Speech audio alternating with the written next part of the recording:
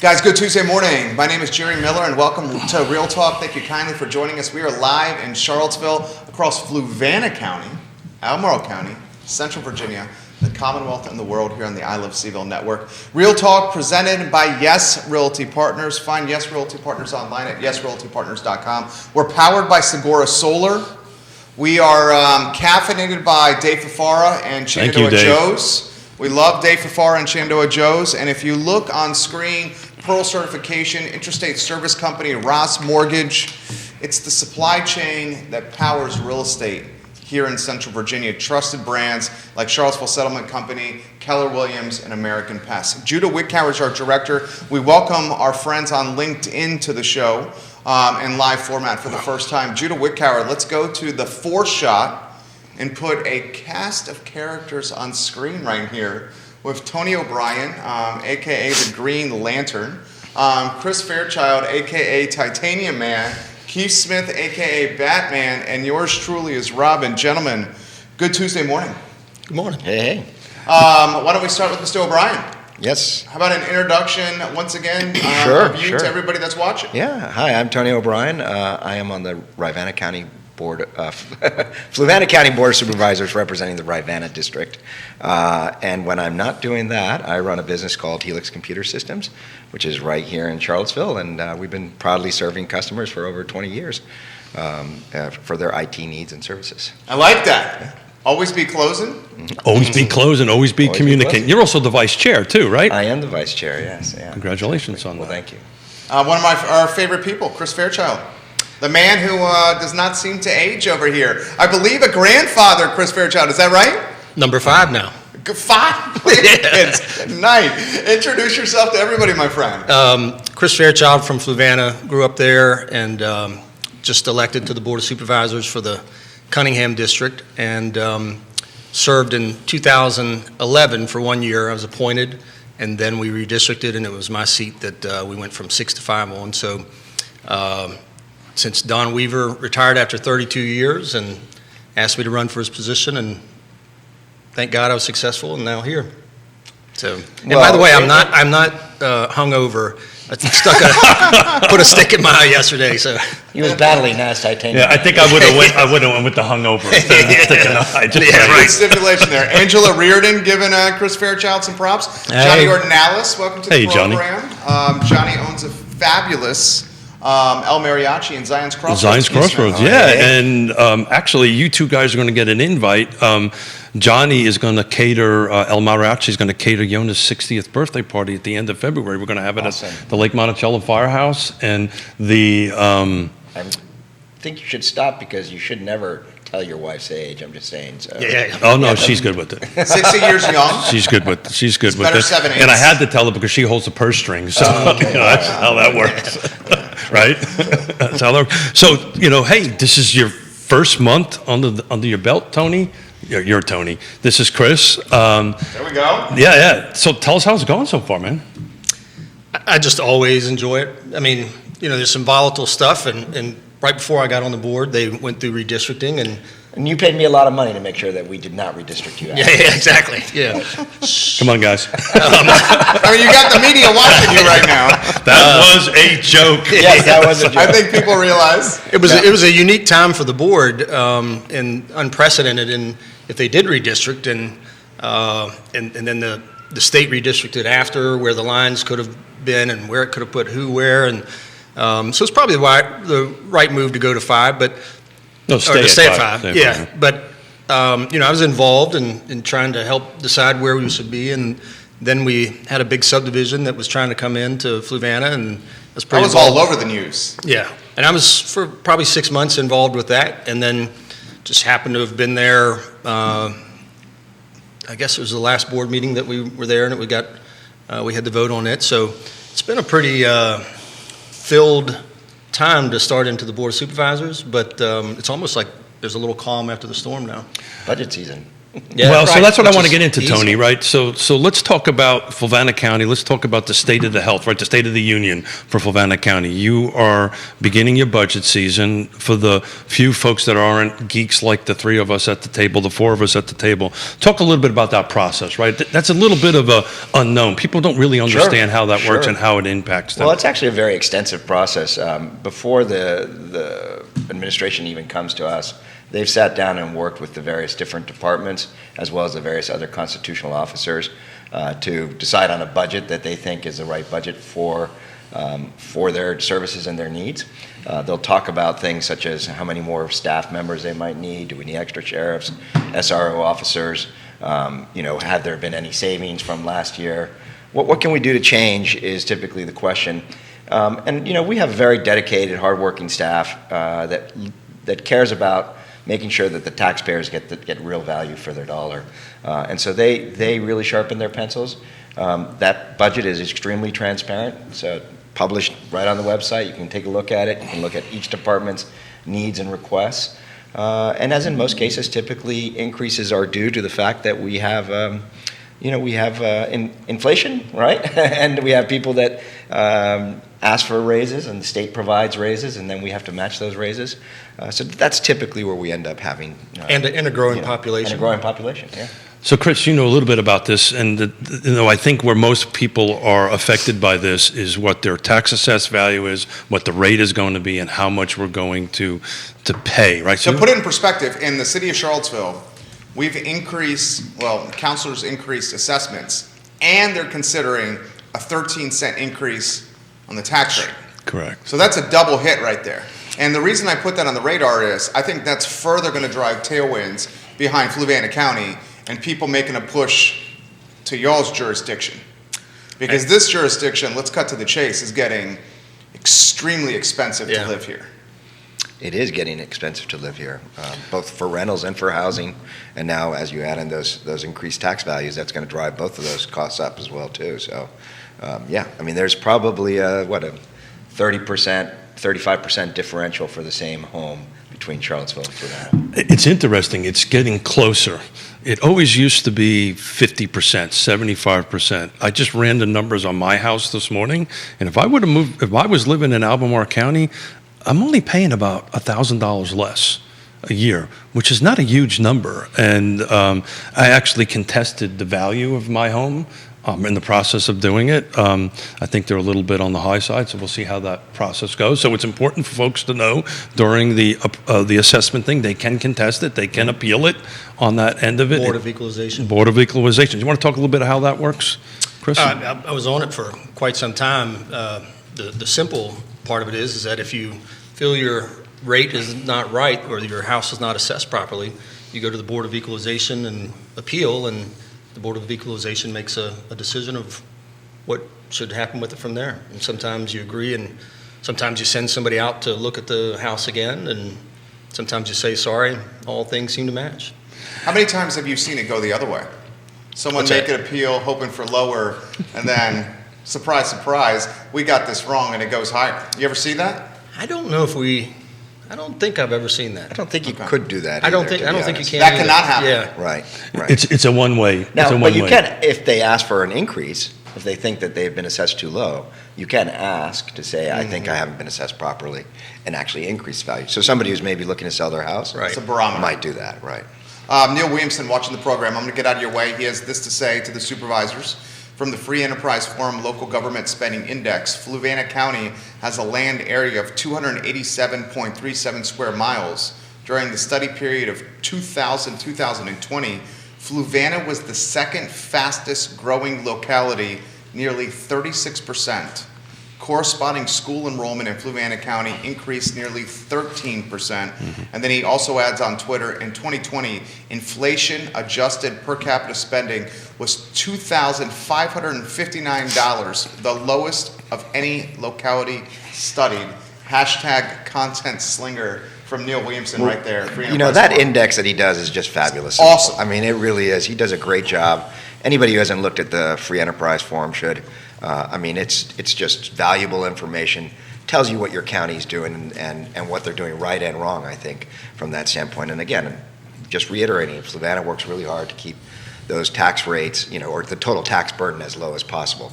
Everybody talks about tax rates, but there's two numbers to the equation. We all know that: assessed value and the rate itself. And when you add those two things together, that's your real burden. And Fluvanna's real burden falls right in the middle of the pack there. It's not about the high rate.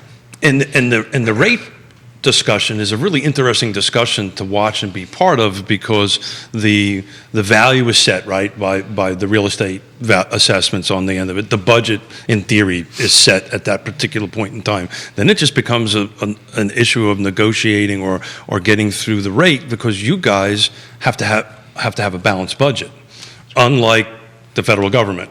Right, right. You guys have to have a balanced budget, and anybody who's never actually attended these meetings and watched them, I would encourage you to do it. It's live now. You can do it on Zoom.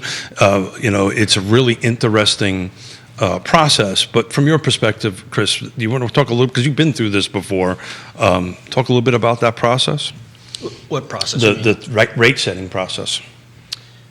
Well, I mean, it comes down to, at the end of the day, what items you wanted to be in the budget and how much money you want to spend. And if I could jump to one other item real quick, though, Sure. off that, somebody in our local government mentioned to me the personal property tax and said we ought to, in his opinion, maybe really ought to consider lowering the personal property tax for a period because it's inflated.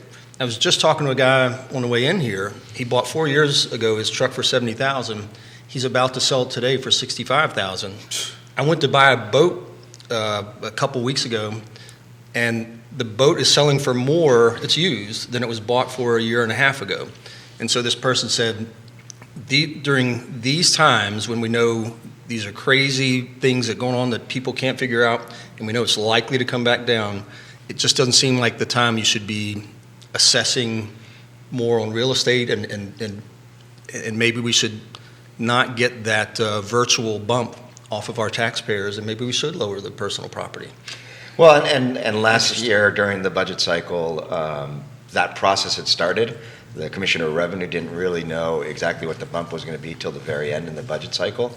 That budget cycle was actually a little bit more of a difficult budget cycle, and the net result was, due to the increase in values of used cars primarily, it was almost $1 million bump for the county, and that's 3 cents on our tax rate right there. For those who may not understand the personal property tax, so we have a tax on trucks, boats, vehicles, camper, that kind of thing. There's also a business property tax too in Fluvanna County. What other sources of revenue other than personal property Sales tax and real estate taxes does Fluvanna County have in its tool? You guys got the meals tax? No, we don't have a meals tax. We tried to put that into the because it has to be voted on. Right? So we tried to put that into the last election, two election cycles ago. I think it's technically, when you bring it up for a referendum, you then have to wait 4 years if it doesn't pass before you can bring it up again. Typically takes counties multiple iterations to actually get that passed. One big change though was now we could do the cigarette tax. So we, along with other folks are in the area, are assessing a new cigarette tax, and that cigarette tax and the whole taxation process is going to be managed by the TJPDC itself. Just makes sense to have an organization like that do it, because they're doing it for all of the different counties. They can hire just 1 or 2 people in order to manage that, versus having our county staff do that. So that's going to add maybe about almost a penny to the tax rate, which is important because we've got to diversify. One of the challenges Fluvanna has always had is that we haven't had a very diversified tax rate, and we rely heavily on the real estate property tax rate, which is one of the reasons why we have a higher real estate tax property rate. So we're a real estate show, right? So we need to talk about real estate. We've been talking about a lack of inventory for quite some time. I've got in front of me, which came out this morning, Charlottesville Association Realtors fourth quarter report. And it's interesting to take a look at it. The fourth quarter of 2020 versus the fourth quarter of 2021, Fluvanna County actually was down by 14% in sales. So fourth quarter 2020, we had 161. This is the county on a whole. And 2020, we were 161. 2021, we were 139. So that's a negative 14% from your guys' side of the table. Reason why you think that's happening? Well, you just mentioned it, right? What? Good. Lack of inventory. Lack of inventory. Lack of inventory. I mean, Well, it's interesting, but the sales price is going up. sales prices is almost back to where it was in 2009, I think, for most properties now. It's interesting. You should say that, Mr. O'Brien. Hold it. Green Lantern. Thank you, sir. I actually have a 20-year running spreadsheet of sales, but what year did you say it was going back? I want to say 2000. Well, so one of the things Fluvanna didn't do very well back then was we basically waited every 5 years, which is the requirement, before you actually have to do a reassessment. I think it's 6, isn't it? Maybe six. Yeah. Maybe six. So we waited, I think, between 2007 and 2012. And the net result was we went from really the top of the real estate market to the bottom of the real estate market. And so you saw values depreciate by almost 25-30%. 2006, Lake Monticello, median sales prices, that average was 320. Fluvanna County's was 332. Okay. So that you're 100% right. We're back at 2006 Yep. sales dollars at this particular point in Which, time. I mean, if it was a value back then, it's a real value today, right? If you look at it from that perspective.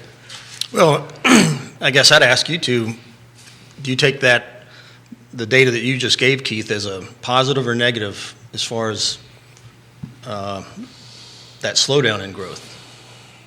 So you're talking about the decrease in sales? Yeah. I think it's a negative personally because what I want to cross-reference what the 2006 number was, we were selling homes in Lake Monticello and Fluvanna County at that volume at between, depending on where you land, between 2006 and 2007, somewhere between 6 and 7% mortgage rates. We're at 3.5, 3.25, right? So the homes are actually cheaper now than they were in 2007 on the monthly payment perspective on it. The reality of it is, Chris, we talk about this all the time on the show. The buyer pool is the 20-foot deep pool right now where, the platform diver is happening. And the inventory pool is where Yonna sends me over in the kiddie pool. Over here, I got to stay in the foot, right? That sounds about right? Yeah, seen it. You've seen it before. And look, interest rates are going to climb a little bit, but we talk about it on the show how interest rates are going to freak people out, right?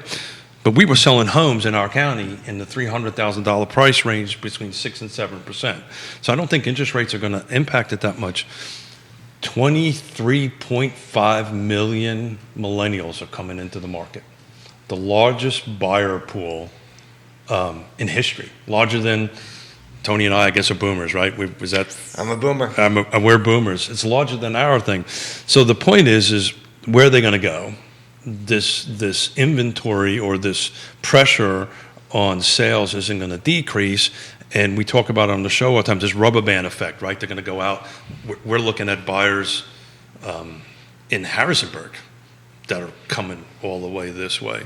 So on one hand, I think it's great because people's values are going up. On the other hand, where is the $250,000 buyer going to go?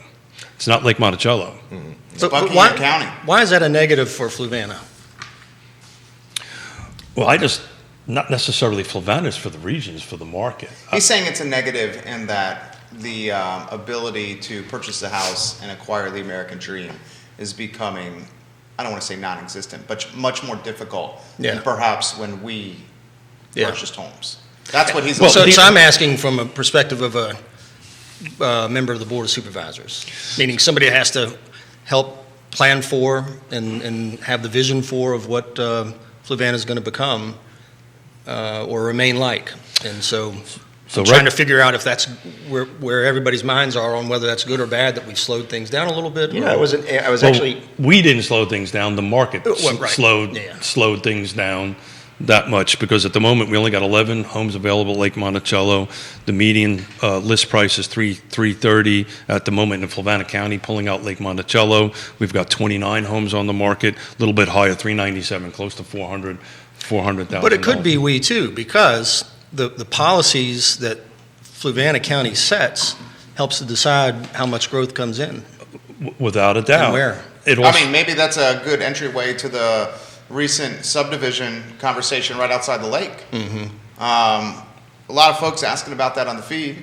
I know that was certainly in the news. Do we want to cover that at all? Sure. Sure. We're definitely going to have blows here. So that was a topic that we've been covering. It's a topic that's in the news. We do have media watching. So it depends. How is Green Lantern and Titanium Man going to do? I think you said Titanium Man's a bad guy. I think. I did say Well, I'm okay with that. I like Fairchild. But to circle back just before we jump into that, because I think it is a good question, and I think that any time you create artificial restraints to growth, if you would. Are you talking red tape? No, well, I'm not talking red tape here. I'm just saying that basically if you take a policy of being no growth in a particular county, you do run the risk of, you get the benefit initially because your prices are going to go up, but then you run the risk of suddenly not falling in line with the rest. And when there is a downturn in the market, you can see your prices drop pretty substantially from that standpoint. Jesse Rutherford, who's one of our colleagues on the Nelson County Board of Supervisors, said he had personally had kind of a shift, and we were talking at the TJPDC, and he said, look, we don't have workforce in Nelson County. We can't get workforce. And if we don't have housing for the folks, we're not going to get that workforce. So interesting, Right. Tony. Nelson County dropped 38% year over year Yeah, in sales. in sales. And Yeah. so, which is a huge number because they went the other way the year before. They jumped 54% or 57%. I can't remember at this point, but I found that to be a strikingly number. The only one that had an actual increase was Charlottesville Charlottesville and Green. That was plus 14%, and Green was plus 15%. So this all came in hot this morning. I didn't get a chance to dig too much into it, but That also means they had a reduced burden to build more schools. Less wear and tear on roads, Right. less wear and tear on infrastructure. And Fairchild's making the point, and I don't want to assume here, that you're still getting the revenue from increased real estate values without making the population even more dense or even more populous, which means the county, from a certain circumstance, has preserved quality of life, Right. less traffic on roads, less traffic on water, less traffic on green space. That's kind of what you're saying here, right? One of my things I'd say during my campaign was rural preservation plus sensible economic development results in lower cost of living and greater quality of life. You did say that. Yeah, and that just sums up genuinely how I feel. Yeah, and I think that, again, the challenge is, what is that? What does that look like? So in this not land use conversation, but in this rezoning conversation, ironically, a lot of the impetus that sort of drove a large number of people from the lake and even the Lake Monticello board itself to ask that the development not be approved was coming from folks that had moved into one of the largest developments in the area, Sure. into the growth zone of the area, Fluvanna County, and didn't want to see that change. We got most of the people that were against this coming from the lake itself. But the other problem that the county has is that it develops in its master plan, basically, growth areas. And it says to the community, this is where we think we're going to have growth. So right now we have 5 growth areas that we've targeted, but really only 2 of them are technically viable for the time being. because of water and Because of water and sewer. And actually really only one is, and that's the lake at present. We are going to have water and sewer Well, coming. that's on Crossroads. that's on my question list here for you Yeah, guys. it is coming, right? It is coming, but you're going to have folks come in and say, okay, why do we want this growth in Zion's Crossroads? Well, we're investing millions of dollars so that we have that growth both for industry and, you're going to get with that industry that workforce need, and so you got some housing required with that as well too. So you're going to have those challenges come into place, and we as a county, I think, have to be very careful about the expectations that we set. Look, if you're a landowner and you bought into a particular area and you wanted that land to be developed at some point in time, isn't it your right to ask for that to happen? And shouldn't it be your expectation that the local officials are going to follow the rules? And let me just finish with this one Yes, I thought. know. Let me I'm just just gonna finish jump with the in one on thought. this. Okay. I need a notepad. Imagine if New I York got your City. titanium, man. Okay. Imagine if New York City didn't exist. Where would those millions of people? Keep talking. Where would those millions of think he's people good with that. be displaced to? Well, they'd be displaced into the countryside Sure. of New York, right? So, do you allow smart growth, or do you limit the growth and then allow by right growth. And in this particular development case, the developer made a point, and he said, if we don't do it in this We talking 120 southern acres, if we don't do it in this 120 acres, the same growth will likely occur, but it'll occur over 700 acres. Yeah, sprawl. Sprawl. Yeah, sprawl. Sprawl. And the opportunity cost of sprawl is potentially that land not being developed as efficiently as possible, and the opportunity cost of sprawl is potentially more wear and tear on infrastructure because people are driving further. That's the point you're Driving making. further, school buses have to go further, Right. the roads have to be cleaned, sheriff's environment. office, environment, all of that has an impact. Now, Chris Fairchild is itching to jump in here. I can tell and, here. and I've been like dancing. Yeah, I know. So first, let me say to workforce housing, it's when I first heard that term early last year, that we should be trying to bring people into the county. That's like voodoo economics, because when I was chairman of the Economic Development Commission, it was all about we got to get the burden off the rooftops and get more businesses in here so the people pay less on taxes. Now we're saying bring in more people that we'll need more schools for and so on.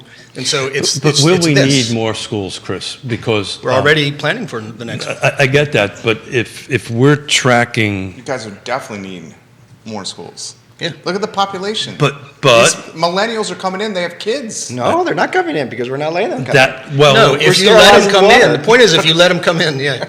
Well, the boomers are going to sell and then the Just like millennials are several going elections. to. No, this guy's doing, I like it. Daryl Hammond saying great points right now. Garland we need to Knuckles watching the switch. program. Garland. Daryl, good guy. So let me try to get this train of thought out, guys. If you don't, But can I just finish mine real quick? I'm sorry. Sure, of course. Because I'll lose it. There is a bubble that I call the Lake Monticello Beltway. And that's where all that growth is going because there's infrastructure there. And for somebody to walk into a room that halfway into the party isn't so crowded, and then later in the party it's shoulder to shoulder and go, it's a little bit crowded. You can't say, dude, you weren't one of the first people in the room. How can you say that?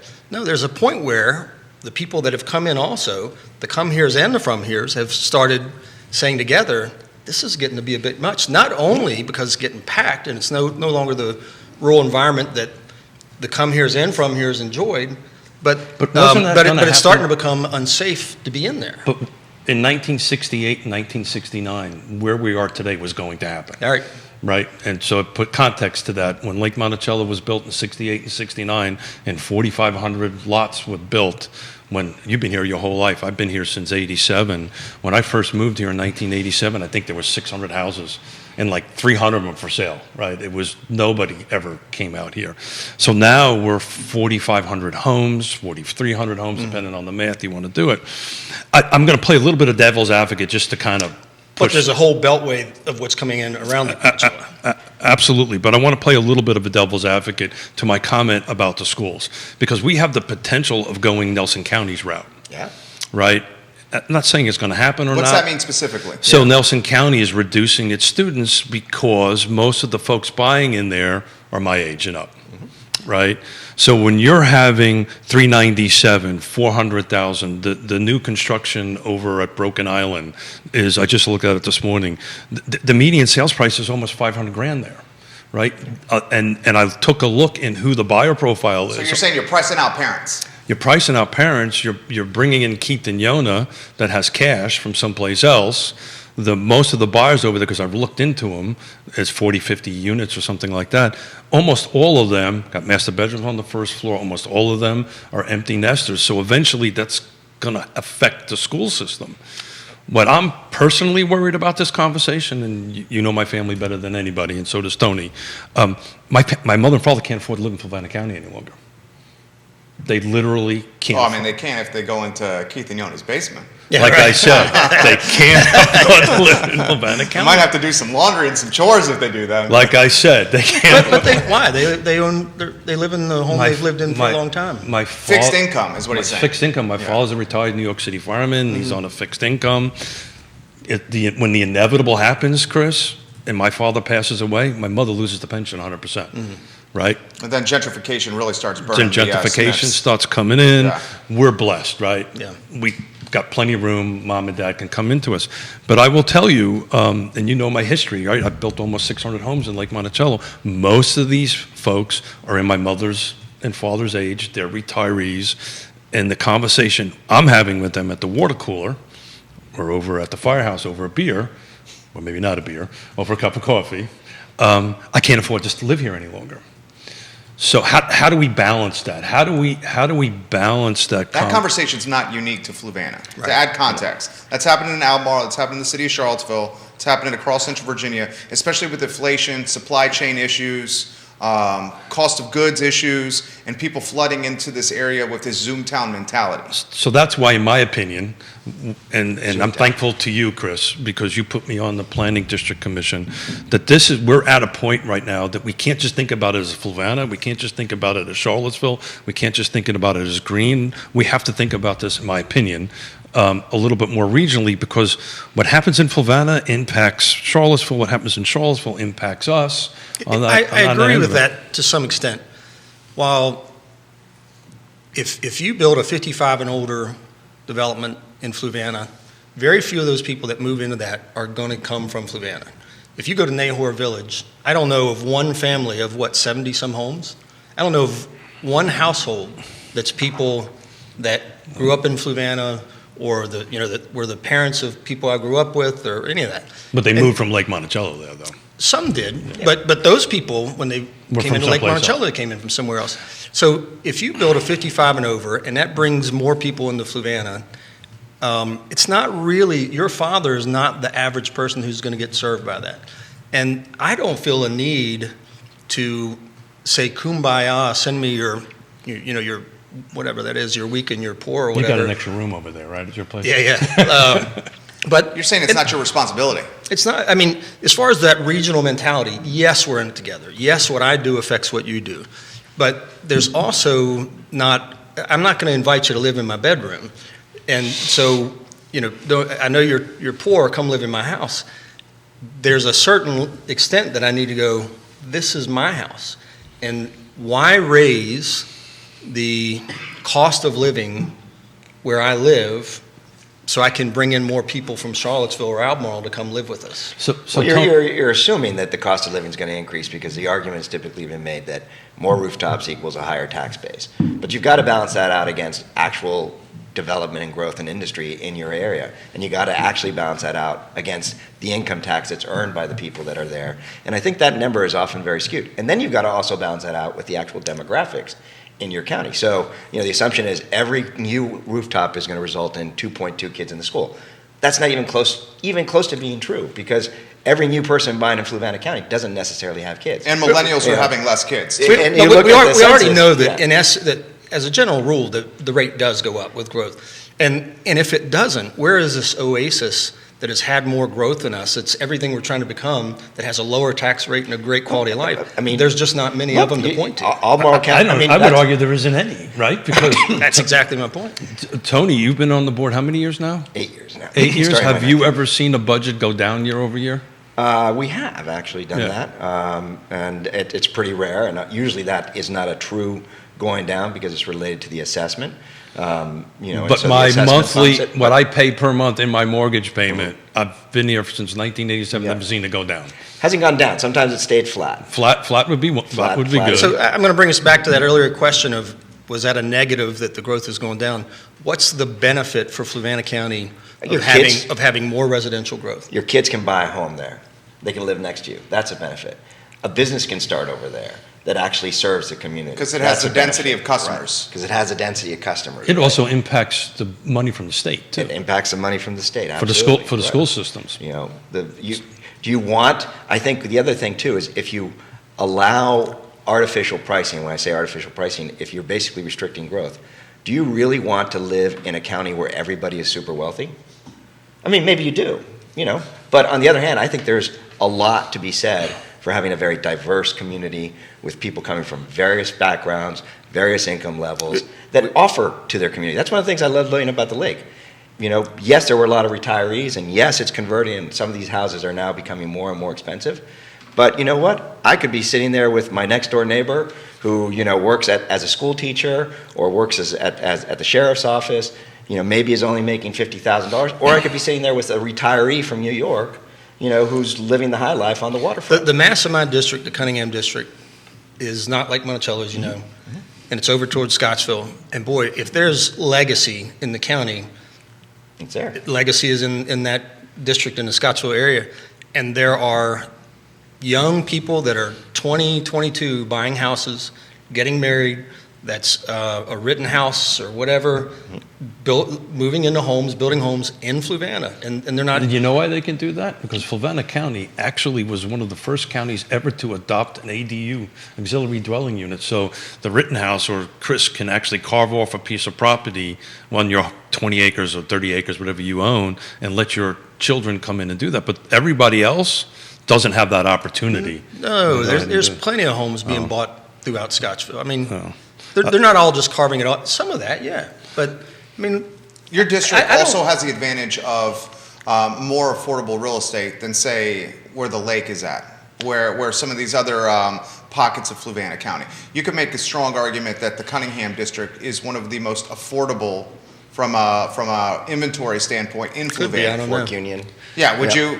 What are your thoughts on that? Fork Union is certainly more Yeah, I affordable would than- argue Fork Union is maybe more cost effective simply because of the distance. Sure. And Right. Columbia District has a And lot of. Columbia, again, Yeah, I wouldn't because say so But, much. but is that a good thing that you're basically forcing people to drive as far out as well, they there's can? a substantial, Right, just there's to a cost answer the to that, Cunningham right? question, there's a substantial amount of subdivisions Yeah. in Cunningham. I built a couple of them myself, And Fox Hollow and yeah.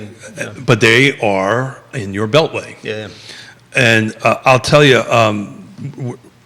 Chris, I'm a big personal believer of, create a comp plan, work it, stick to it on that end of it. You guys are about ready to go through your comp plan process. So this is why this conversation we're having, right? Revisions, that's what you're in the middle of right now? They've been in process for a while now. Been in yeah. process for a while, Yeah. but this calendar year is the year we're going to adopt our new comp plan, which is going to last for 5 years. Yeah. So this is why I really wanted to have you guys here, because this is an important discussion we're having to have the public involved Public's commenting too. input on that. Do we want to take some comments from the feed or just? Sure, I'm happy to do it. You want to go down that road? We can go down that road. I just want to finish a little train of thought real quick, if you Please, don't mind. please. We're all business folks here, right? One of my concerns is if we do not increase rooftops and develop Zion's Crossroads as our economic engine production, which we'll talk about here in a minute, we're going to price people out of Fluvanna County. Fluvanna County folks are not going to be able to stay in here because of taxes on the end of it. So I'm personally just really concerned about that my mother and father, people that I know in here, they're just not going to be able to afford, and not everybody can live with me and Chris, but eventually we're just Or going to want to. Or Right. Yeah. You're talking about Chris, right? And I'm okay with that. I mean, and real quickly, workforce is changing. I was on the Go Virginia meeting yesterday. I'm one of the direct members on the board there, and You should on our explain little what Go- round you table. should explain what Go Well, Go Virginia Virginia is basically the state effort to bring money and collaboration for certain types of projects, and those projects are typically involved in, say, public infrastructure, site development, and multi-county, right? So they really want to have multi-county. That's So what I for wanted you to get example- at. So for example, Louisa County is developing a business park, and they are a recipient of a Go Virginia grant. And that business park is going to be in between Charlottesville and Richmond, and is probably going to employ a lot of people into that area. And so this is a multi-regional plan. They invited other counties to participate in that program. So, this is the purpose of Go Virginia. But we were talking about workforce issues. And getting people in to work. And one of the things that's changed and is going to continue to change is you can now have people come in and work remotely, but that doesn't help a manufacturer, okay? That doesn't help somebody who actually needs labor on hand right there. It can push the prices out, but if you're earning $18 an hour and you have to drive an hour and gas is $4, is that effective We did for a you? whole show Right. about that, on how that impacts the cost of living. And owning a home isn't PITI, right? Principal, interest, taxes, and insurance. It's fuel, it's vehicles, it's electric that you have to pay in water on that end of it. But understand that when you get that industrial, again, to what you're talking about, workforce housing, good chance you're going to have to invite in more people to get that industrial. And I find myself just going, what are we doing? Why do we just keep growing the bubble? There are other people that will say, and this comes up in our survey that we do every year, we don't have any industry in Fluvanna. We don't have any business in Fluvanna. So my tax rates are high. My tax rates are high because I have no offsetting business income to offset that from that standpoint. So yes, you can be no growth, you can be entirely rural. I'd argue, that is a lack of the use of the resources that a county has. Louisa County has one of the lowest tax rates in the area, and they also drive an enormous amount of income, and they have 5 exits. And they are going to leverage each one of those exits. And they get, I think, about $18 million a year. They get a ton of money from the power plant. But they get $7 million a year from Zion's Crossroads. And they've had more than double the growth of Fluvanna County over the past 10 years, and in large part because of all this business that came to Zion. So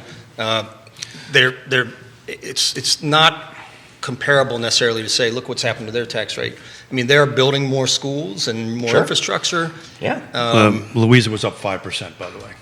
And they're investing. I mean, so that kind of gets tax rate. That's the place to go right now. That kind of gets me into what I want to talk about, right? The Zion's Crossroads small area plan, right? Which is the Planning District Commission is putting on it. But before I do that, Tony, you probably know these numbers better than I do. One of my concerns is how much is this water going to cost us? How much has Fluvanna County invested to bring water? Just round numbers, roughly. So just for Zion's Crossroads area? Just for us, right? Well, I mean, or just for Fluvanna County? Fluvanna County, just for us meaning Fluvanna So, County. I mean, when I started on the board, we basically had no infrastructure other than aqua, and so really no public water system. FUSD is a public water system in Fork Union that has been around, serves a small number of folks, but it's not really considered a major water system from that standpoint. It's driven by its wells, and the wells are pretty much Tony, specifically to Zion's maximizing Crossroads. Zion's Crossroads area, we're investing probably around $20 million, $25 million altogether, and that's including the ZXR project, which is a project that comes from the Department of Corrections down into Zion's Crossroads, which has both water and sewer, limited capacity, and our investment in the JRWA, which is a joint project between Fluvanna County and Louisa. But I will note that we are only paying for a small portion of that, and Louisa County has invested, I think, close to $60 million, or somewhere between $45 and $60 million. So let's just call it $25 million, just for the sake of a talk show, right? Yep. And the reason I bring that up is and the reason I made a motion to have Fluvanna and Louisa to talk about this, I kind of brushed off my old developer hat, and I took a look at what space we had in Fluvanna County. And we're spending $25 million to bring water and sewer to Zion's Crossroads, and we don't have a lot of availability of land to do that, right? So from a business perspective, I'm thinking, okay, I'm spending $25 million. I only have this much area to go ahead and develop. I better work with my partner next door because I don't know how I'm going to pay for this $25 million bucks. Because otherwise, it's coming off of my rooftop to go ahead and do it. Because we all agree at this table that more commercial, more business tax in Zion's Crossroads will help my mother and father stay in Fluvanna County or in my basement, which I have to finish. Which is still in Fluvanna. It's still in Fluvanna. Any thoughts on that, guys? Because I don't know how, I can't reconcile this in my head from a business perspective, from a ledger side of it. You can't reconcile the investment that we've made? No, I get the investment, I understand it, but the return? The return, yeah. Where are we, when is this happening, right? When is water happening? Well, not so much water, but when are we going to start bringing some businesses there to offset? I'm saying, what's the value proposition of this? Thank you. Well, thank you for getting me out of trouble there. In all fairness, I mean, we have brought in a lot of businesses over the last, I'd say, 6-7 years, and more businesses are coming to the Zion's Crossroads area in expectation of that growth in that area. So progress has really been made from that standpoint. I think you could probably say we've created somewhere in the neighborhood of about 600 jobs in the last few years. I think that's a reasonable number that's good, and I think part of the metrics that we should be using in terms of the success of our county is how much new job creation are we bringing into the county. I think that's an important point. But at the end of the day, you get criticized if you do it, and you get criticized if you don't do it. Yeah. You know, people say, well, why did Louisa do that? Well, because they made the investment. No, because they owned all four corners of Well, they 64 also and own four 15. corners Well, there too. But We also got a couple board of supervisors from Louisa on the show right now, Yeah, guys. but Welcome Now, the to be honest, Yep. they got it right 30 years ago, in my opinion. They right? did, yeah. They got it right to put water and sewer in Zions Crossroads, and we didn't. But they also That wanted is- to partner with Fluvanna County Again- for about 40 years, and You Fluvanna don't County think that's kept a on fair saying comment? No, I was hoping. I used to always get calls and say, when I was chair of the Economic Development Commission, people would say, how come we're not building on our side of 64? And I go, we don't have a side of 64. We don't start, Fluvanna doesn't start until the Palmyra side of 250. They were not, Target was not going to go a mile off of Agreed. 64 when Walmart's on the corner of 64. So to say, we could have gotten what they did, why didn't we do what they did? Because we don't own what they own. And even, True, but as- even the, to the conversation of the water line, oh, we should have done this 10 years ago. Well, maybe not, because that corridor is backing up now. They're hitting the Green Springs district. And so it's got to come to the other side of the interstate. And I don't think we're far away from when that corridor is now going to need our space. Yeah. And so the water line, if we'd have built it 10 years ago, they weren't going to be building all of that stuff over in Fluvanna County. So I might make the argument, we just got it right. Well, and I would say that was, part of the discussion that was happening 8 years ago when I was looking at this was Yeah. there was a whole conversation about whether we should or shouldn't do it. If you remember, probably about 4 years before that, there had been a referendum that had been shot down with a joint project with Louisa as well, too. So, yeah, but if you look at it, that process, and it really has been a 40-year process, that process even derailed 12 years ago, barely made it 8 years ago, barely made it, one vote, right? Barely made it, and we still don't have water. We're going to get it this year. That's not a question mark. We're right there. Pipes are full of water. They're tested. We're basically ready to turn on the sprinkler system, if you would, but we're going to get it. But we're still going to have to wait another 5 or 6 years, probably, 4 to 5 years for the water to come from JRWA. And that's where we have So real that's water. why this small area plan, in my opinion, is so important, and that's why the regionality conversation, in my opinion, is so important, and to bring our partners from Louisa County together and work and jointly develop this. As if you take a look at the map, it becomes a bigger circle, right? Mm-hmm. We geographically have something. And then I'm sure there's all kinds of discussions at the board level about income sharing, so forth and so on. But if we're just dependent upon, as Chris said, the four corners over, I just don't think we're going to bring in enough revenue to offset that. And I said back in 2011, when the whole water line thing was going on, this goes to exactly, and I don't mean to sound like I told you so, but I said. I told you so. But yeah, I said, that little pocket, we're going to make all this investment to get that water up there, and that little pocket's going to fill in. And we're going, no, this growth zone, really, we're just going to stay right there. And then all of a sudden, we're going to put some apartments in there, which are going to now be a net negative, but it took up some of that space where we need to get water to. And then when we don't get that, when this isn't getting the return, when it's not paying the bills, we're going to have to grow the growth zone.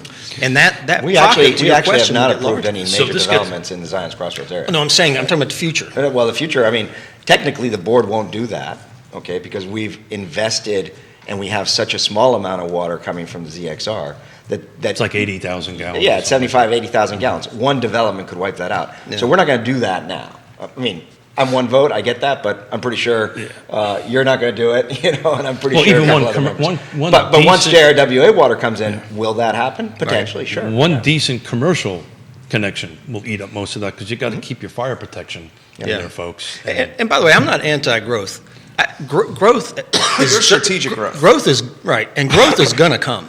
I think we're all strategic growth. It's just a matter of I don't want to. I don't He's want to tempered necessarily. strategic growth. Yeah, I don't necessarily want to promote residential growth. It is a net negative, and I'm more saying if our comprehensive plan says that it was going to be around a lot of it around Lake Monticello, we need to be smart enough to say that is built as a guide, as a tool for us, and just the right time for us to be dealing with a comprehensive plan to step back and go, hey, there's some things maybe we didn't foresee. One of them might be COVID. So what happened with COVID that made this real estate market in part go Zoom crazy? towns. Zoom So- town. Work Right, from an so- ISP. Right. So to go back to the And we comprehensive got plan, Firefly, so this is going to be even better. to go to the comprehensive plan and say, look, that's what we said we're going to do. What else in America is sticking with what they said they were doing in 2015 post-COVID? Well, and that's a great point. And it's why you have to do it every 5 years. And right, you do it every 5 years. And 5 years ago, we reduced the growth area in Palmyra due to folks saying they didn't think that was a good idea, and we didn't really have the infrastructure there. So, yes, it is a document and it is a process.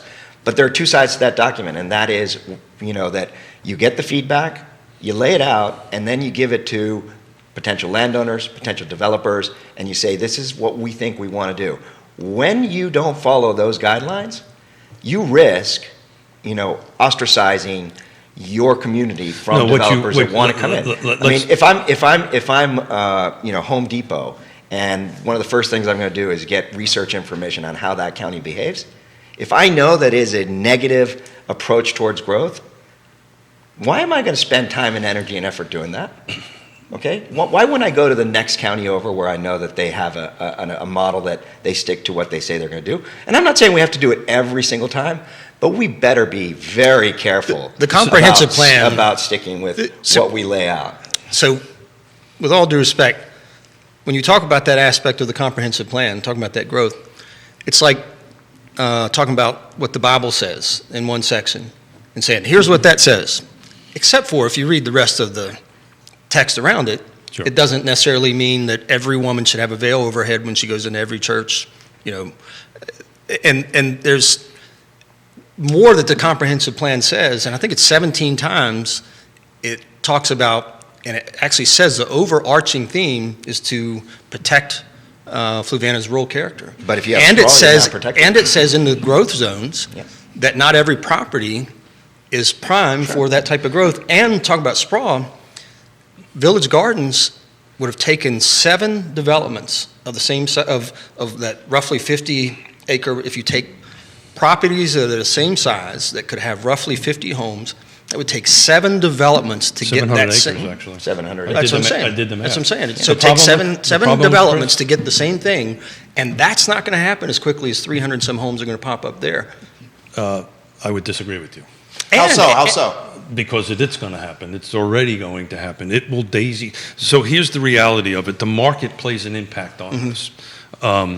We talk about this 4 times a week for almost 3 years. Unless something happens that we all don't know about, Yeah. the buyers are coming in, and they're coming Right. in huge things, and there's nothing we can do or anything to slow them down. What's going to happen here, what I'm concerned is a Fluvana of since 35 years, they will daisy chain. That particular project will be 60 homes, 70 homes. It will go by right. Yeah. And then there's one across the street, and there's one, they're going to daisy chain all the way around, so you'll eventually get the 150 to whatever. I didn't even follow the project as far as the count goes, but whatever that is, it's eventually going to interconnect. Eventually, but as I said, It's going to happen a lot faster than. but not as quickly as that'll happen there. And let me ask you, can developers profitably do buy right in Fluvanna today? Yes. Yeah, most So- of our developments are by right. Right. Yeah. So So it's a path. well, it's a path of least resistance. Right. So It's a path to expensive houses. when that growth zone fills in, are they going to take their toys and go home? The county would have to make a decision as to whether it wants more growth there or not. But the point that I was trying to make By is that right, they can the- continue to do what they're doing throughout Fluvanna. They're not That's going to say, exactly- well, we that's exactly filled in these couple bubbles. We're done with Fluvanna. Let's look over there. They're still, it's the business they're in. They're still going to go by right. So it's not one or the other. When they're done with these, if we haven't created more growth zones, which means eat up more territory, they're going to go out and build subdivisions on 100 acres. Right. We're- And is they're- that a good thing? It's going to be both. Well, the point being is that the market is what demands the growth, right? So if the market is hot and people need to move to a place, the question is, are they going to move to a by right subdevelopment where 75% of the land is kept rural, and that's a wonderful thing in the right areas, in non-growth zone areas, or are they going to move to a location where there is a higher density, They're gonna lower do cost both. of home? They're gonna do They're both. gonna do both. So guys, They're gonna do both. so Right. little technical things here to do this. is going to require central water and sewer, right? You're going to need that. So that's where they're going to daisy chain off of Lake Monticello, Aqua Virginia's water and sewer. But I just want to bring it back to the comp plan so the folks that are watching or listening understand this. The comprehensive plan is a non-obligatory document. It's just a vision, right? It's a guideline. It's a guide. Yeah. The subdivision ordinance is the conversation we're having right now has the force of law, right? And so, what'll happen is they'll take a look at it and they'll say, okay, here's my by right, here's my boxes, I need to check, and that's what they'll just do, and they'll daisy chain. But one thing you won't get with by right is you won't get proffers. You Okay. will not have So, proffers. In this case, it was being proffered by the developer to make repairs and to basically make the Monash Gate safer. And that's $1 million some odd plus proffer. Now, it's still a very dangerous intersection. There are people that get killed there. There are bad accidents there. And it's a dangerous intersection. The lake technically should be the ones that makes the repair, but they're not going to make the repair because they don't have to. And now the county and the lake should be speaking and saying, how do we make this safer? Because we have an obligation to our citizens to keep those roads as safe as possible. You're going to get 100. We lose that proffer by saying no in that particular example. Except you got 50 homes compared to 340. Yeah, but you're gonna get the homes. That's So the point. what Chris is saying is you got 50 versus 300 plus, so the cost out of the Fluvanna budget is going to be less on wear and tear on roads and on infrastructure, where potentially that money can be allocated to some of the stuff you're talking about. And if you're going to have 50 there or 340, plus those by rights are going to happen outside of that growth zone, would you rather have 50 or 340 plus the by rights outside of that growth zone? I'd rather have 50 than 340. So this revision of the comprehensive plan It's is two very different perspectives right there. Well, Yeah. And Two very different and that's good to have. Yeah, And it's you know great what? for government. God bless it. Yeah. Right? Amen. This is a good thing, and this is what I would hope we would do today. You guys are both dear personal friends, and both of you helped me. Chris in particular helped me through a very difficult time in my life, and I want to thank him for that. Amen. Publicly on that end of it. Probably wouldn't be sitting here having this conversation with him if it wasn't for him. So thank you very much. thank you. for We doing. got a lot of comments from Fluvanna on the feed here. Can I just say one quick thing about this? One time I was in a room blessed to be in a room with John Warner right before he was retiring, a group of us. And somebody asked, what's different about than when you were first serving? Ooh, And he great question. said, when I was first serving, when the day was done, at the local restaurants and bars was everybody involved. Yeah. And sometimes you were getting drunk together, sometimes you were cussing each other, but then you woke up hungover together tomorrow, and you had to do it all over again, and you earned respect, and you worked with each other, and you could disagree and still care about and enjoy the person. And you asked respect. about the dog, the grandkids, the Right, right. kids. Yeah. You guys cared. You cared. Yeah. Yeah, I mean, we never do that, right? yeah. Only with bourbon. Only with bourbon. Rye. We're, We got plenty of Okay, time. shoot, This is question. good. we got plenty. of time. Great. This is good. Oh, one thought though. Like, really good. Okay, but one thought on this. You had said it's a guide, right? But you also told me a story the other day, if I may share it, about the piece of land that you own and when you bought it and why you bought it, right? Okay. Is it okay if I share? Yeah, yeah. Okay, so you basically, your mom said, hey, this is going to be a really good, valuable piece of property. You should buy it. You were a young buck entrepreneur, thinking, okay, yeah, this is good. I'm going to make more money doing this. And so you bought that land with that intention, right? And that was your right to do it if it actually happened. And, by all rights, if you looked at the comprehensive plan at that point in time, it was just waiting. It's just a matter of waiting for the right time. But then you went out and you went hunting, and this time you didn't poke yourself in the eye. All right, yeah. Okay, and you're sitting there on top of that tree stand, all right? killing All right. poor helpless little birdies. And he was looking at that deer, and he was saying, okay, I really love it here, and I don't want to do that. And so what did you do? You decided, I'm going to expand my household here. I'm going to make my home here. And to Keith's point, you will be able to give a piece of that property to one of your kids if you want to, and they can expand there. And that's great. But that's your vision and your right, your personal property owner. And so, yes, it can be a guideline, but property owners should have a reasonable expectation to think that their government is going to follow through with what they say they're going to do. And I'm not, Again, the comp plan does. You can't say no. Okay, I'm just saying they no should have fits a into reasonable expectation. So saying no fits into what the comp plan says. And so, and as far as me making that change, I went from a young man who had a young family that was, I just want to make some money. Hey, you matured. I'm mature. Yeah. So Grew up. I believe my Excuse me, sorry. yeah, I'm working on that.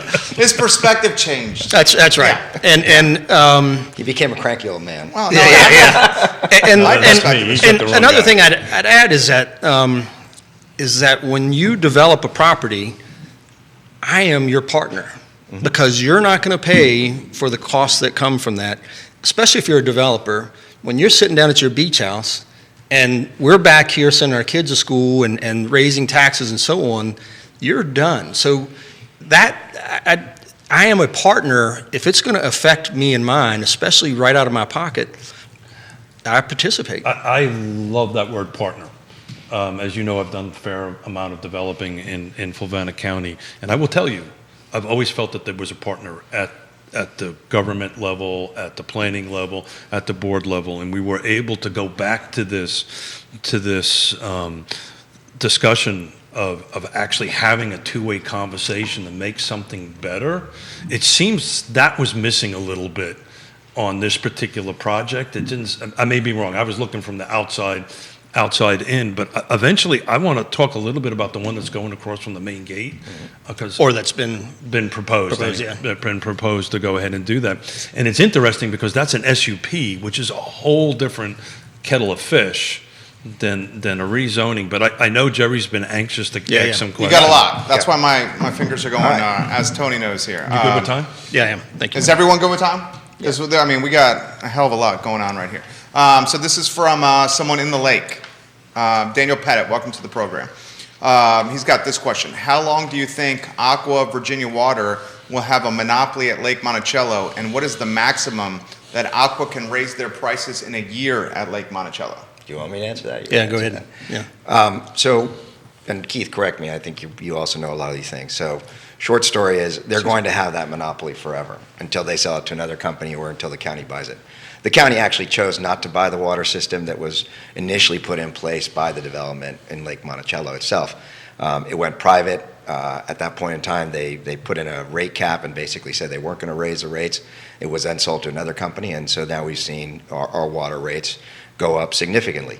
Now, some will argue in saying that you're actually paying the fair rate for the use of water, whereas in other locations it's subsidized. But, to the homeowner who's living in the lake and paying $150 versus paying $50, that's a big deal. Yeah. And it's part of the cost of living outside and further away. So unfortunately, no, unless the county buys it. And if it was to do that, there'd have to be a negotiation process. The county would have to The spend a follow-up lot of question money to is, do that. Is the county going to buy it? There's no conversations to buy that right now, and that would be a major infrastructure investment. Yeah. And so the second part is how often can they rate it? Well, they have to go to the State Corporation Commission, and I think they are limited to a 10% profit. Not a 10% increase, but a 10% profit in operation. So they go to the State Corporation Commission and ask for rate increases when their profit margin is out of line out of there. They actually have to maintain a 10%. Yeah. I mean, not even just limited to. Yeah. They can't fall below that, which is, again, Now, I think And that's some generally- weird economics sometimes. But But think they've- that what generates the rate increase, right? Because Yeah. the state looks at them and says, you are not, they actually are mandated by the state, as you said, Chris. Oh, time out, you're at 8%, you need to do a rate increase, and then you have to go. Why is that? Because what they want to do is they want to have a residual amount of capital, right? They want a buffer in case So this- something hits the fan. fire. the financial health of Look the at, infrastructure needs to be. what was it? Emissions. The energy company out in California where they had all the fires and a lot of their substations sense. were burnt So- down. PP&E, I think. Firefly coming to our county, same thing. It's a regulated monopoly. It's a regulated utility. Same situation. They have to maintain. So it's not a bunch of folks sitting around a board thing going, look, we're going to raise up 5%, or I've got a rental home, or you've got a rental property, and you want to increase the rent on this. This is mandated by the state to go ahead and do that. I think the follow-up question on that, about this whole conversation around the ring of Lake Monticello, is how much excess capacity do they have? They really don't have a ton of excess capacity On left water right they now. do. On water, my understanding is that they're currently at about 85%. No, they got a That's half a my million understanding. gallons. They got a 500,000 gallons of excess. I just was on a phone call yesterday. Okay, about you it. were, all right. So it's Yeah. a sewer that they only had. It's the 85% sewer. The sewer capacity. is the struggle, which brings Okay. back to the Zions Crossroad conversation. We're going to solve water. We also got to solve sewer, which we Sewer. don't really have a good plan for. And another conversation for around Lake Monticello. Recently, we found out as a board as long as the data is correct that somebody has reported, that there's some concern over, what do they call it, the effluent, how much discharge Aqua is putting back into the Rivanna. One piece of data suggested that 41 over the past 60 months, they dumped in more than their permit allowed. I'm not saying that's true. No, and they've actually disputed that. And, but we've asked our county administrator and staff to go in and have conversations and find out and get more details, because that's a very valid concern. And that is what exactly the Board of Supervisors should be doing. Yeah. So well done on that. But they do have an excess capacity of 500,000 gallons of water. And just to put that in a little perspective, Lake Monticello and its surrounding things uses about 500,000 gallons a day. So in theory, their water could double.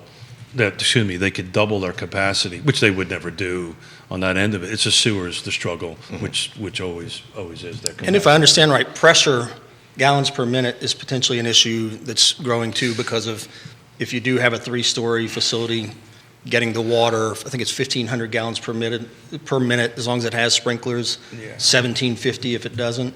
Well, that's a whole debate, Pumping and stations. engineers, some say 1,000, some say 1,500. Right. As you know, I built a pressure station for Nahor, so I know a little bit about that. They're building a pressure station over a Colonial Circle.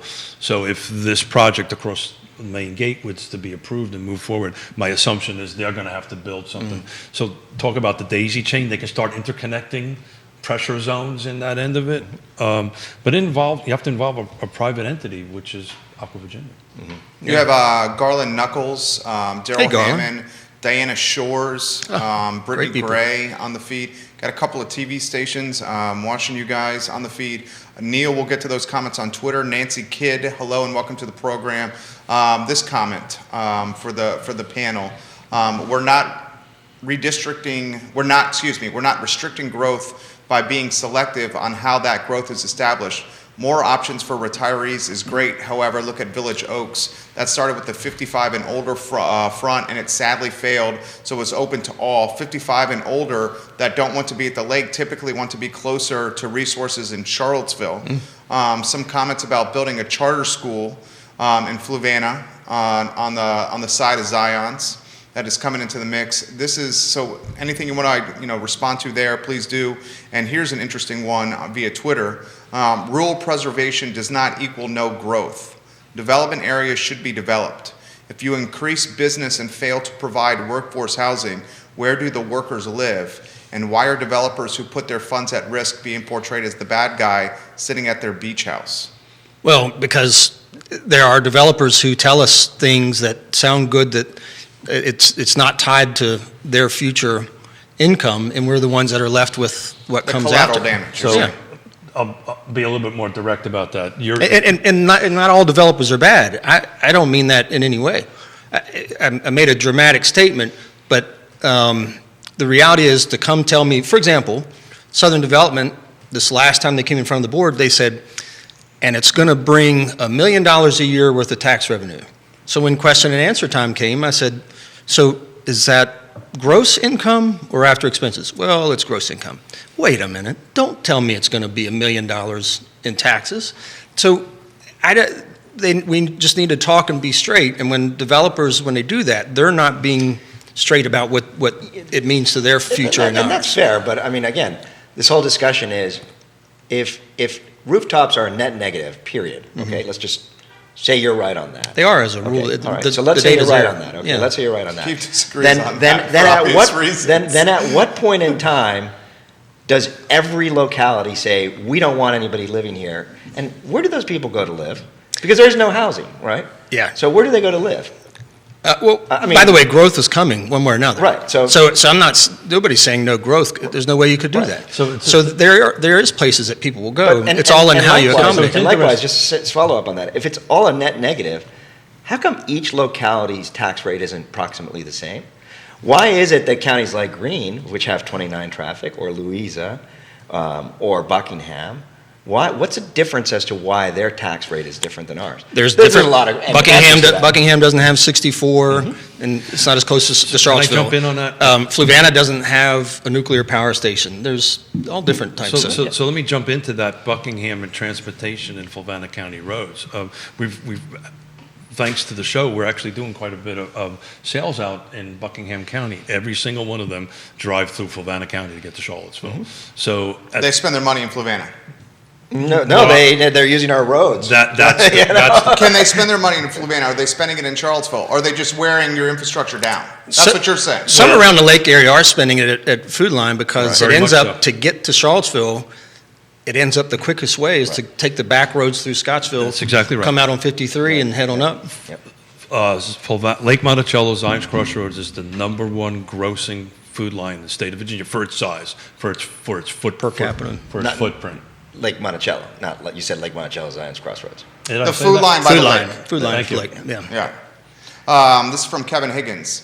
UVA built a multi-specialty clinic in front of Dice Hammers Spring Creek. I think that is all Fluvanna needs to explode in Zion's Crossroads area. And he also asked, how can Fluvanna capitalize on Charlottesville's growth?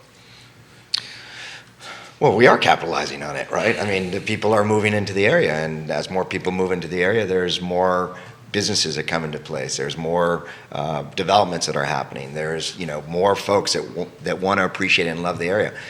I think one of the big pushes in the board, and part of, I do appreciate the fact that the county is very rural in nature. I don't want people to think that that's not the case. I think we are going to try to leverage agribusiness as much as possible. We do have a very beautiful county. We have Pleasant Grove Park, which is an amazing park, and we continue to add to that place. So, I mean, we're blessed to live in this really great county. And, as people discover it, that's great. I used to say to folks, who said, "Oh, you don't want to live at the lake," and I say, "Yeah, you keep on saying that. I'm just fine with that." I remember when Pleasant Grove was purchased, and I remember that debate that at the time, $1 million purchase was a big number. Biggest $1 million thing. is a big number, period, on that. And I think that was a win. I think we achieved, that's a win-win. We talk about Pleasant Grove on the show all the time. That's an asset that I think we don't promote enough, to be frank with you. I run there, I bike there on a regular basis, and it's just not a lot of folks there on that end of it. I kind of want to go back, because I have an actual personal reason for this. I want to go back to the project across the street. Because, I have... You're talking Charlie and Frank's. No, sir. Which one are you talking about? This is the Village Oaks Senior Center. This is That's theirs. That's theirs. So that's Southern Development. Is Southern Development running an application on that? Yeah. Okay, I didn't even look into. I thought. It's Village Oaks. That's a Southern Development. No, I believe. No, it's actually being done by the Methodist Church. The Methodist I think. Church. Okay. Well, It's okay. on their land. They're selling it to Right. the Methodist, assuming the SUP goes through. Right. Right. So it's on Southern Development property. so it's Southern Development at this point.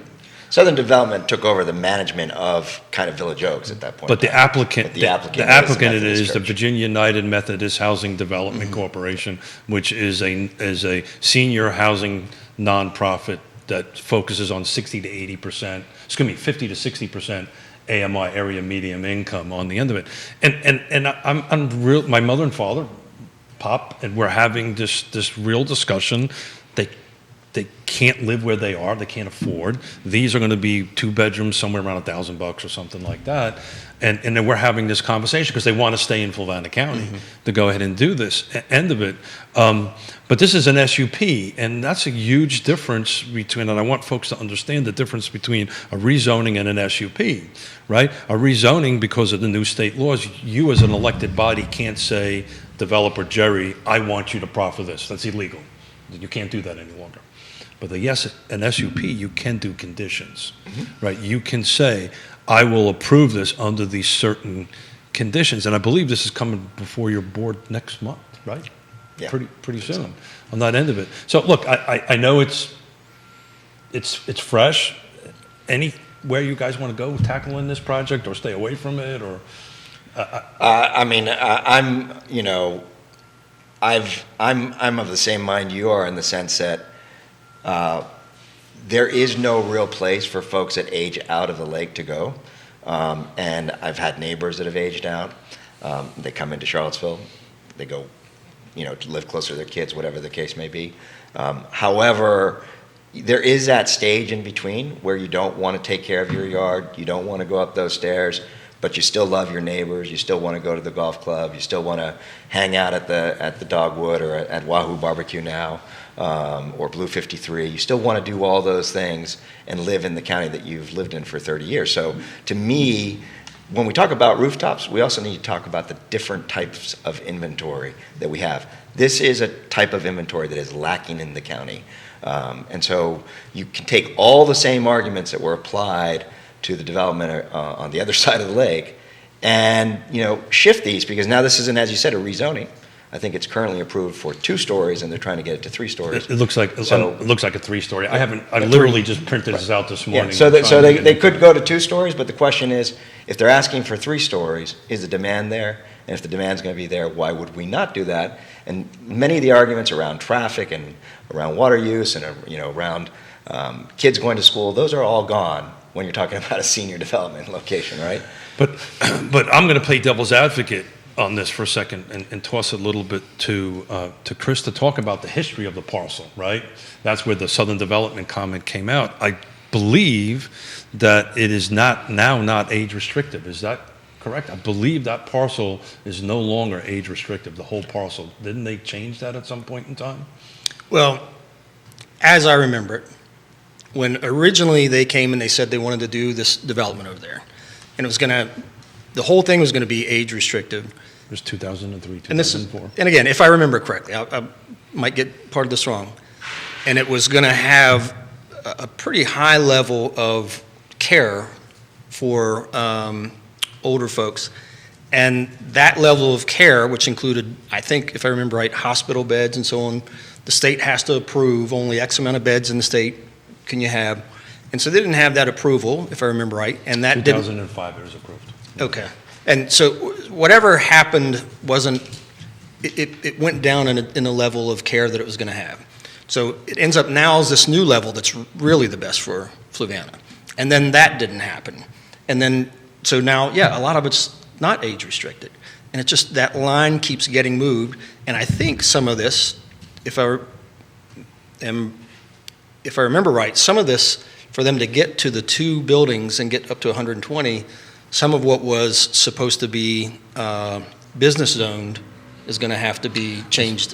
That's exactly right. So it's 2. I'm looking at the application as we speak. There's 2 parcels, and they're combining the 2 parcels. And I don't think they're requesting, as I'm reading it, increase in density. But I think when you combine the 2 parcels, it gets them to the density that they need.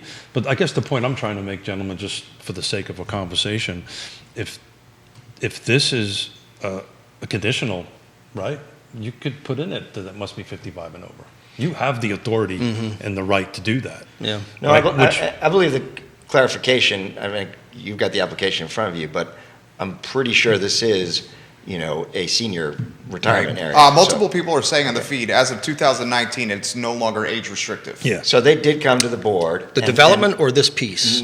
The whole development. Viewers, please offer some perspective here. You got multiple people chiming in on this. So let me qualify this. Yeah. So the applicant, the owner, let's not point fingers, please, on the show, went back to the Board of Supervisors and changed the proffers on it to remove the age restrictive on the end of it. And the point I'm trying to say is a compromise. You went back to the conversation of everybody getting to a table and do this. The difference here is with an SUP, you can have that conversation with the applicant and say... Well, and the applicant did come back and ask for that change because the market had changed dramatically when that happened, right? I'm talking about this current No, I know, but I'm This current. talking about previously when the restriction was removed on Village Oaks, was because the market had changed significantly at that point in time. That was their argument that they brought forward. Right. And so, it didn't turn out to be that way.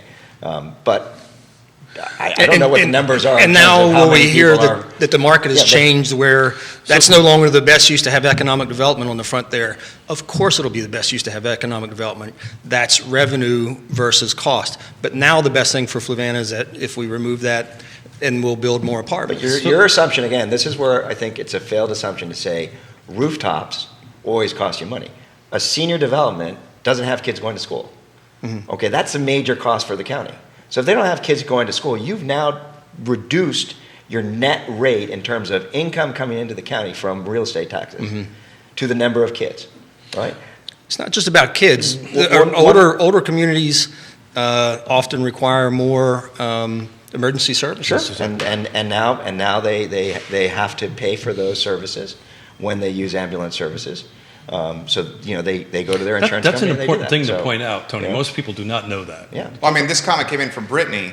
If we're going to focus on senior growth, then we need to put more money into our health, emergency, and fire management teams. 120 units plus is going to be a huge stress on current volunteer-based squads. And they already can't get enough people. Yeah. Oh, yeah.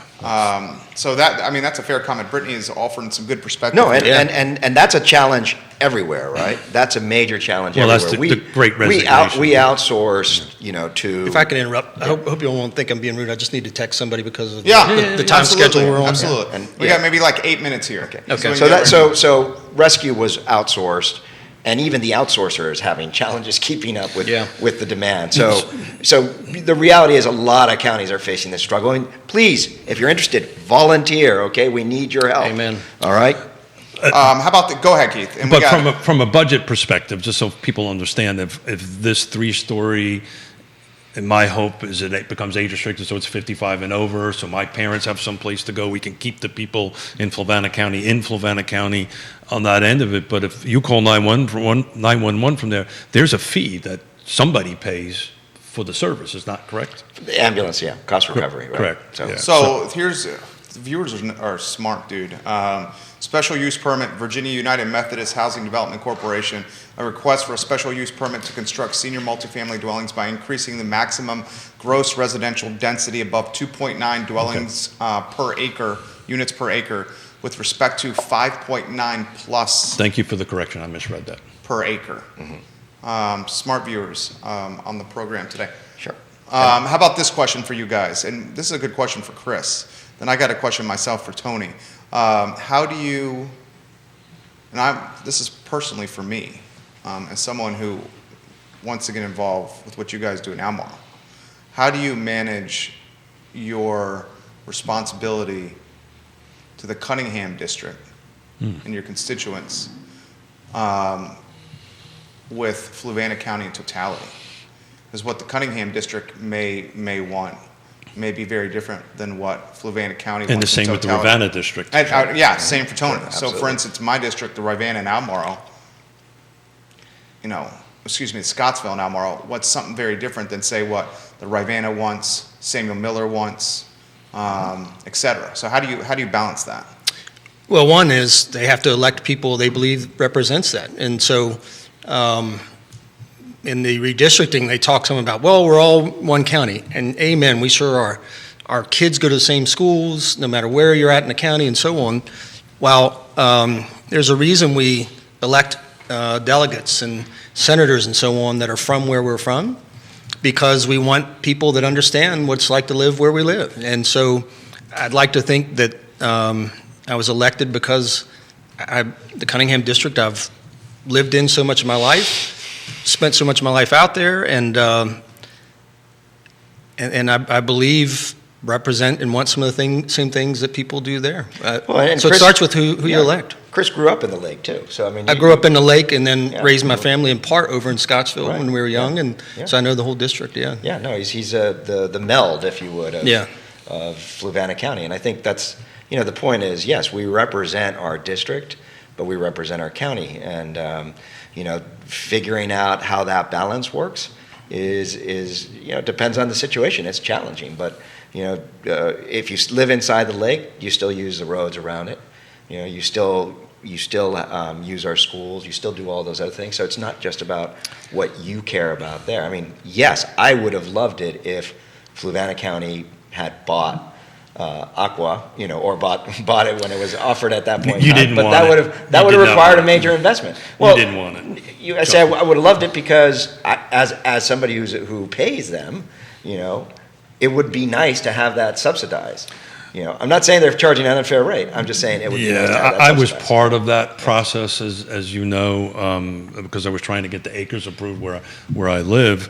And just to talk about the history, Lake Monticello owned Lake Monticello Service Company. It was a wholly owned, and they never made any repairs for decades and decades. And talk about affluent discharge. I actually still have Polaroid pictures of, and I won't be descriptive because I just won't, but the sewer pump stations were flowing directly into the lake, and DEQ Was that affluent or effluent? I'm a Yankee. Give me a break, will you? Ask me to say realtor. No. Don't ask me to do that. Donna Patton's watching. Donna Patton's watching? Yeah, I'm going to get a text here. Speak English, damn it. You're doing a good job, Smith. Of speaking English? Thank You're you. doing a good job. Thank you. Hosting the show. You're doing a good job. Just accent. We had a whole debate about that on another show. But the reality, thank you for losing our ADD just kicked in. What were you saying? Huh? Hello, my name Squirrel? is Steve. Pleasure to meet you. Pleasure to meet you. But it was $20-30 million worth of improvements that Lake Monticello couldn't do. Yeah. Sold it to a company by the name of Aquasource. Yep. You remember this. Aquasource was an Enron company. It went bye-bye, and nobody wanted it. It actually went into bankruptcy. It went into foreclosure, all the assets. And Aqua America / Aqua Virginia grabbed it and bought it. And unfortunately, the negotiations, and again, I was deeply involved in this, the negotiations between Lake Monticello and Aquasource, the Enron company, said, as Tony said, you're not going to raise rates. I believe it was 15 years. I may have it wrong on that end of it. And that's the reason why all of a sudden we got hit instead of these slow incremental increases on that end of it. Just a little history on water and science course. Lake Monticello. More questions, or we're wrapping up?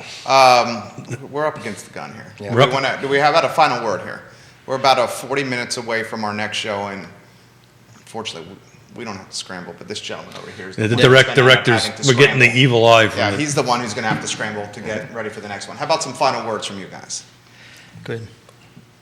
Let you go first. No, go ahead. Look, I think this is great. I mean, this is the kind of conversation that is really important for the public to hear, to get different perspectives. I'm sorry we didn't take more questions, but the give and take, the ideas, the sharing, this is why you have board members, and to Chris's point, you elect your board members based on the vision that they are talking about and that appeals to you.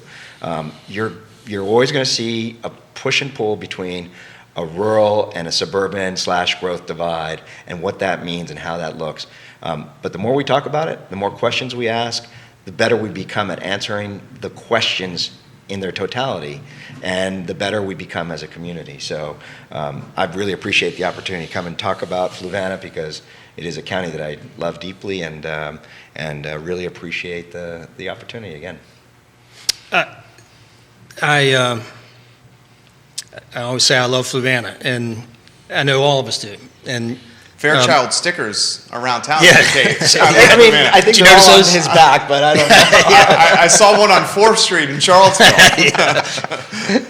there's actually one in Wichita, Kansas. I mean, I saw a lot of them. yeah. So to Saw them Tony, at Fluvanna football games. to Tony's comment, the last show you guys were on, we went out for lunch afterwards, and we were walking the downtown mall, and I didn't know it, but he put like a dozen. I saw them. Yeah, I'm in my I saw 'em. pocket. I keep patting him on the back, telling him how much I love him. I was like, wow, that's great. yeah. He loves you. Interestingly, they were very similar to the I Heart CVille logo. How about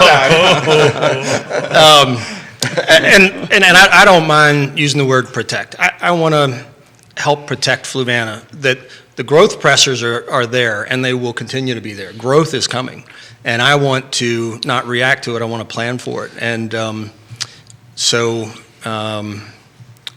our ways and thoughts of how to do it are going to differ, but without having the conversation, you don't have the opportunity to go, I didn't think about that. Absolutely. So I can say this because I've known you for three and a half decades on this stuff. If you got something wrong, you'll admit it. Yeah. Right? And you're always open to new ideas. I can say the same thing for Tony. We've known each other for about 20 Yeah, but years. he's always wrong. And I'm okay with that. I'm trying to take the high road, Tony. Yeah, see?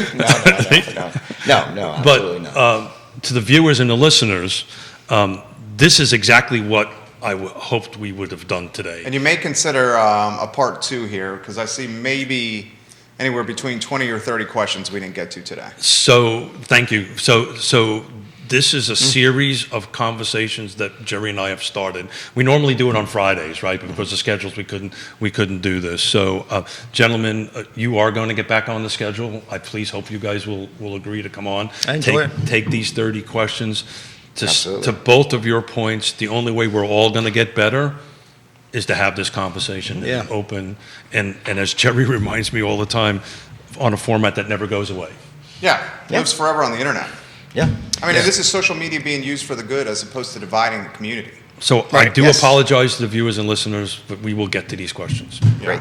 We should. Look forward to that. Real talk, guys. Tony O'Brien, Chris Fairchild, and Keith Smith. I'm Jerry Miller. Judah Wickhauer is the North Star and compass of the program. He's behind the scenes, and thank you to J-Dubs. We will be back in Jesus 39 minutes on the I Love CVille show, so please join us on that program. We'll scramble a little bit to get that program for you guys on air. Thank you for joining us gentlemen. today. Thank you all. His next guest is Jesus? Is it? No, it's Jesus. I didn't realize the time is what I meant.